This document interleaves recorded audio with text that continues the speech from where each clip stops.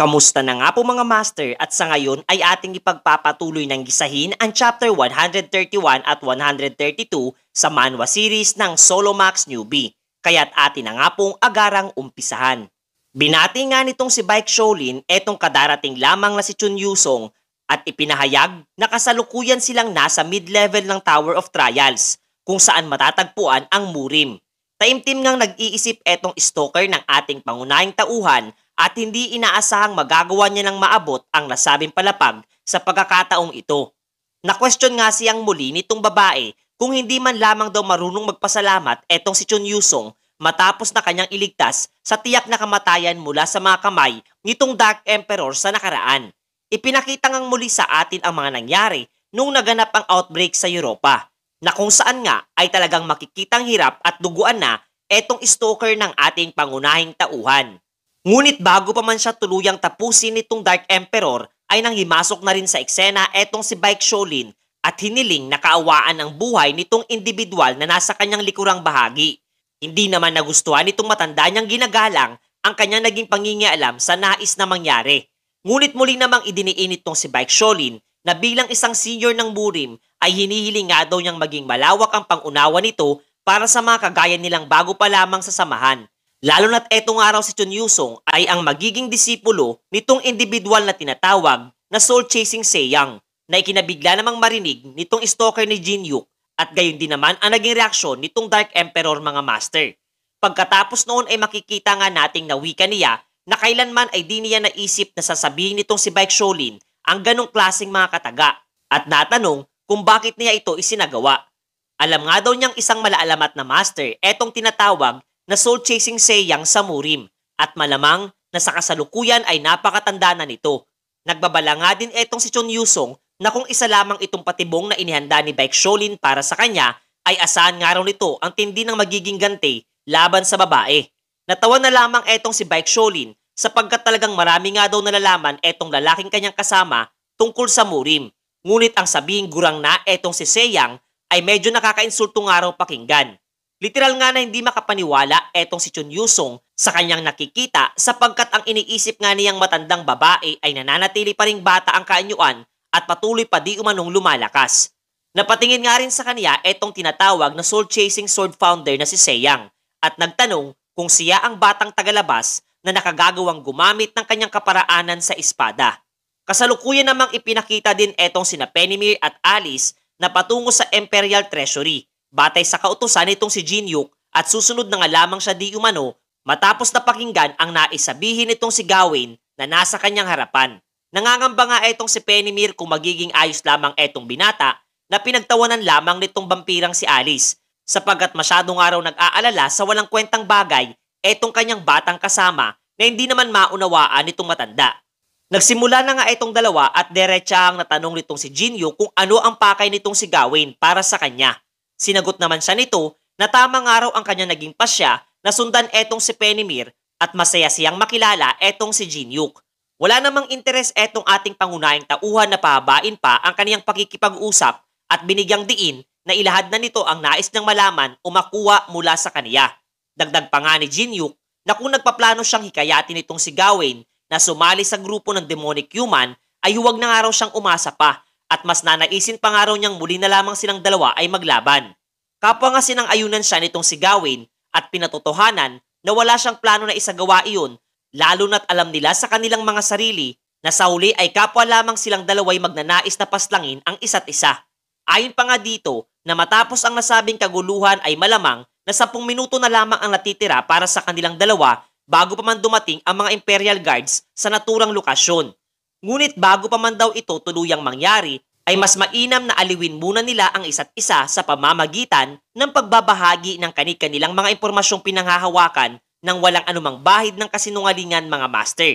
Ipinakita naman sa atin sa nakaraan etong si Mileena nung tinatanong siya ni Jin Yuk kung may nalalaman siya tungkol kay Gawain na kanyang itinangging kilala sapagkat siya ay nabibilang di umano sa grupo ni Lancelot. Ngunit gamit ang brand of tribulation ay napilitan na nga itong ilahad ang ilang mahalagang impormasyon hinggil sa nasabing individual. Isa nga daw itong kasapi sa Round Table Knights ng demonic human at aktibo sa pangunguna sa pagsasagawa ng mga gawain.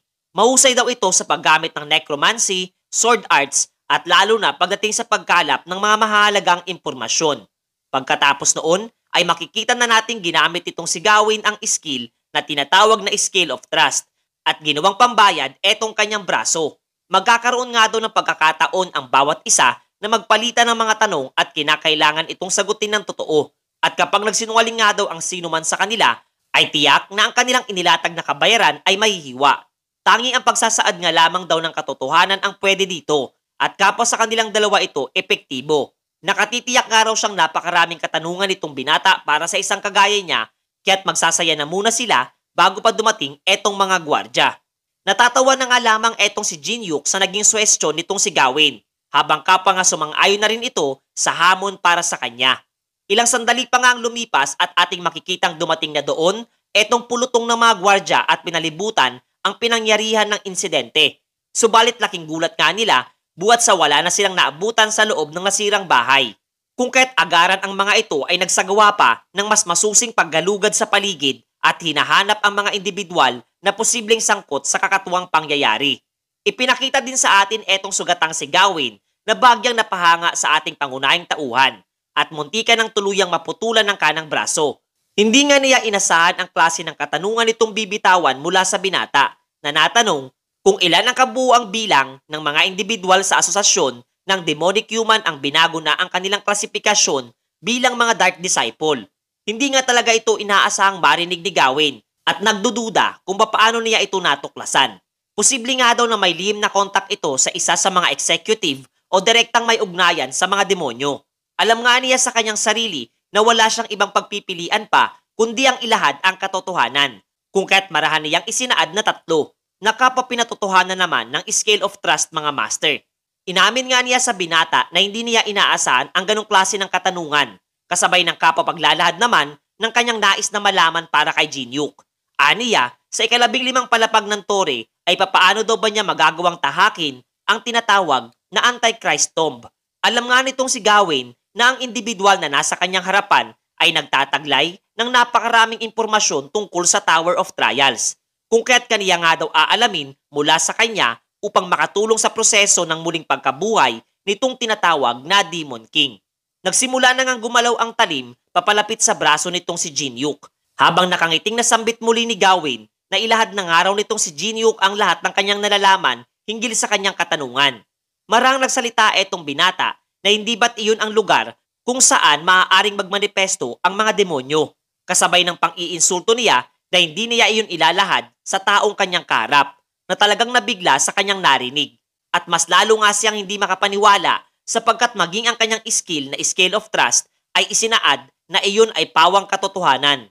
Naguguluhan nga siya kung papaano ito naging maayos na kasagutan habang pinagmamasdan ang nakababahalang ekspresyon ng pagmumukha mayroon etong si Jinhyuk mga master.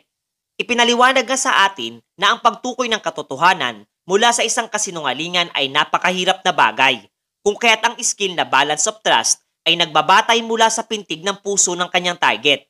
Kaya't ginamit nga nitong si Jinhyuk ang skill na Light Breathing upang magawa niyang kontrolin ang bilang at bilis ng pagtibok ng kanyang puso. At gamit nga iyon ay matagumpay niyang nalinlang ang skill mayroon etong si Gawain at ang lahat ng kanyang sinasabi ay pawang naging katotohanan. Patuloy ngang walang ideya etong si Gawain sa mga nangyayari. Lalo na tahasan nga raw na inamin pa nitong binata na hindi niya ilalahad kung papaano ito mapupuntahan. Do'y nagsimula na nga rin si Jinhyuk na wasakin ang bagay na nakalagay sa kanyang braso na muli namang ikinabahalang masilayan nitong lalaking kanyang karap.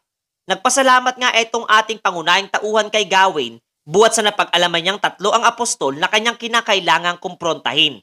Plano nga niyang gamitin sana ang Brand of Tribulation kay Gawain upang matukoy kung sino-sino ang mga ito at kung ano ang kanilang pakay sa naturang palapag.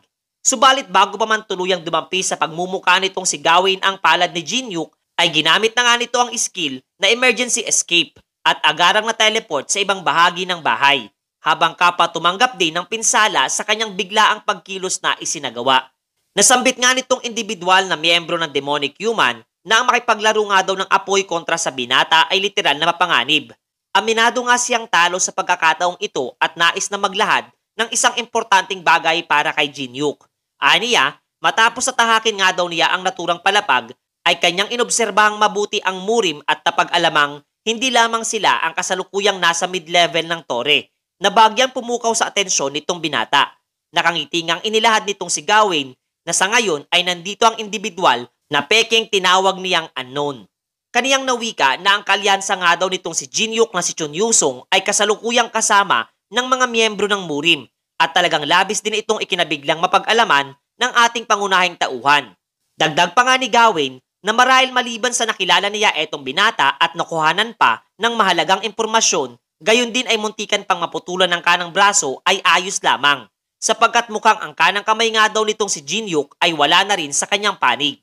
Marahil nakatutuwa nga daw maging tinik sa kanilang panig, ngunit mas makabubuting tingnan din daw niya ng maayos ang kanyang panig kung mayroong traidor ding matatagpuan at tuluyang naglaho mga master. Pagkatapos ay muling ipinakitang eksena ng pagdating nitong mga gwardya sa nasabing lokasyon at walang kamalay-malay na etong si Jinyuk ay nagawa ng tumago sa lihim na lagusan mula sa ilalim ng palapag ng nasirang bahay habang hindi makapaniwala sa pagkilos na isinagawa nitong kanyang dakilang stalker. Lumipat ang kwento sa Imperial Palace at talagang maririnig ang matinding galit para sa binata na magpasanggang ngayon ay hindi pa rin nahuhuli. At sinisisi pa nga nitong duki na si Beinstern ang gumawa ng wanted poster ni Jinyuk sapagkat dahil nga daw sa hindi magandang guhit nito kung kahit hindi pa mahuli-huli etong bijilanting nasa larawan. Galit nga nitong pinakilos ang mga gwardyang naroroon sapagkat kung magpapatuloy nga ang ganitong senaryo ay wala na nga daw silang magagawa pang tama para sa imperyo. Problema na nga daw nila ang pakikipaglaban sa Murim para sa Giant's Castle at ngayon dumagdag pa etong dayuang pinaglalaruan sila. Hindi nga makasagot etong si Abraham, subalit batay nga raw sa kanilang nasilayan ni na Mackenzie nung ginamit nito ang kanyang Aura Blade na higit pa ang laki kumpara sa kanila ay kaniya nga raw natitiyak kahit hindi pa tumatama ang talim ng kanilang mga espada na ang nasabing individual ay kapantay o maaaring higit pa sa antas na kaniyang tinataglay.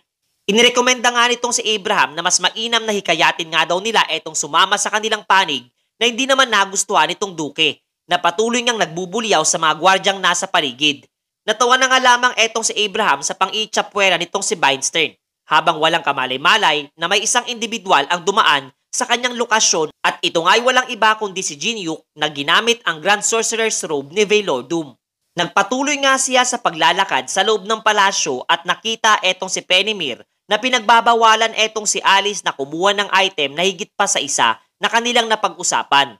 Doy napuna na nga rin itong matanda etong binata at hiniling na kung maaari pagsabihan niya etong si Alice sa patuloy nitong pagkuha ng napakaraming item ng imperyo. Subalit ayon naman kay Jinyuk na hayaan na lamang nitong si Penimir na manguha ng alak etong kanyang kasama sapagkat nakatitiyak siyang hindi niya ito pagsisisihan kaya't napabuntong hininga na nga lamang etong si Penimir. Pagkatapos noon ay natanong nga rin niya etong si Jinyuk kung anong item ang nais niyang makuha. Nagmasid-masid nga siya sa paligid at napahanga sa dami ng mga kayamanang pinanghahawakan ng imperyo. Ngunit aniya ay may isang bagay lamang siyang nais na makuha at ito nga ay walang iba kundi ang tinatawag na Red Dragon's Blood. Pinaalalahanan naman siya nitong si Penimir na ang dugo ng dragon ay isang item na napakahirap gamitin maging para sa mga pinakamahuhusay na mage ng imperyo at natanong kung saan niya ito gagamitin. Sinagot naman siya ni Jinyuk na alam niya ang tungkol sa paalala sa kanya nitong si Penimir, kaya't huwag na nga raw itong mag-alala pa, habang patuloy na naguguluhan sa nakuwang sagot mula sa binata. Hindi na nga nito ninais pang alamin ang mga kasagutan sa kanyang katanungan at agad na kinuha't iniabot ang naturang item sa binata, kasabay ng paggiling nito na tulungan silang mapabagsak etong Giant's Castle mga master. Pagkatapos noon ay pinakita nga ang gusaling tinitirhan nitong si Jinyuk na kapag gumawa ng tawag sa dalawang sadistang magkapatid na pakunwari pang nagsinungaling na sila ay kasalukuyang nasa kanyang pamamahay. Binaliwala na nga lamang niya ito at kasabay na inatasan etong dalawa para sa isang partikular na misyon na talagang ikinatuwang marinig nitong magkapatid lalo na noong marinig ang mga detalye ng isasagawang misyon. Nakatitiyak nga raw itong si Jinyuk na hindi nagkataon lamang na maitanong sa kanya nitong si Gawain ang tungkol sa Antichrist Tomb na iilan lamang sa mga lugar na pwedeng pagmanifestuhan ng mga demonyo at malamang na naghahanap ito ng paraan para isagawa ito gamit ang mga posibleng pinangahawakan niyang holy artifacts. Nababahala din etong si Alice na mapag-alamang makakasama na nilang tumira sa iisang bahay etong mga siraulo di umanong magkapatid kung kaya't ipinangako na lamang nitong si Jinyuk na kaniyang bibilhin na lamang ang ibabang palapag ng kanilang tinitirahan para dito kay Alice, hanggang sa sumagi nga sa isipan nitong babaeng vampira na nakapagtataka na wala man lamang maski isa sa mga nakapaligid sa kanila ang nakakakilala sa kanyang wanted na pagmumuka. Kung kaya't ipinakita at ipinaliwanag nga nitong si Jinyuk ang klase ng kaanyuang nasisilayan ng iba na labis na pinandirian nitong si Alice. Gayon din ay muli nga itong nagtanong kung bakit di pa nila inaatake ang Giant's Castle na inilahad sa kanila nitong si Penimir. Ayon nga sa ating pangunahing tauhan na mayroon muna silang isang lugar na bibisitahin bago nila iyon isagawa habang nasa harapan ng isang lumang pandayan. Paliwanag nga ni Jinyuk na maaaring sabihin ni Alice na ito ay luma na. Subalit dito naman matatagpuan ang talentong lubhasiyang humahanga sapagkat do'y makikita ang pinakamahusay na panday mayroon ang imperyo habang makikita sa mga oras na iyon ang isang individual na langupa sa alak na kaniyang ininom mga master.